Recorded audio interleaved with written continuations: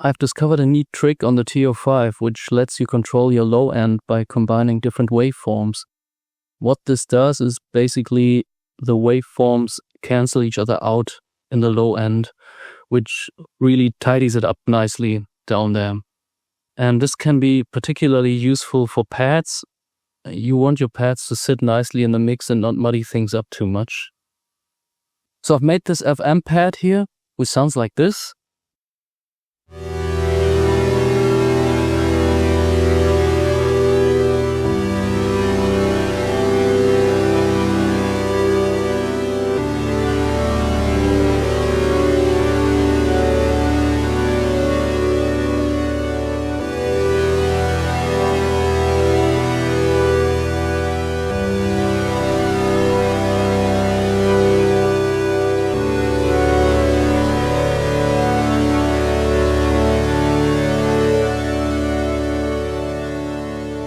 So this is a very full-bodied sounding pad, especially if I use the lower registers for the bass notes.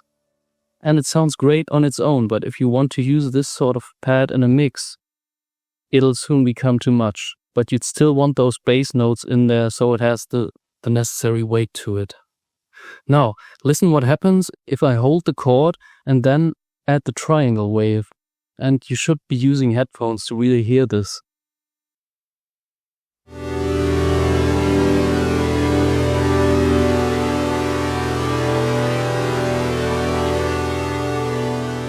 So I'm hoping you can notice that the low end is becoming much tighter and much less muddy, but the pad still sounds full. Let me do it the other way around. I start holding the chord and take the triangle wave out, and you'll notice the bass coming back in.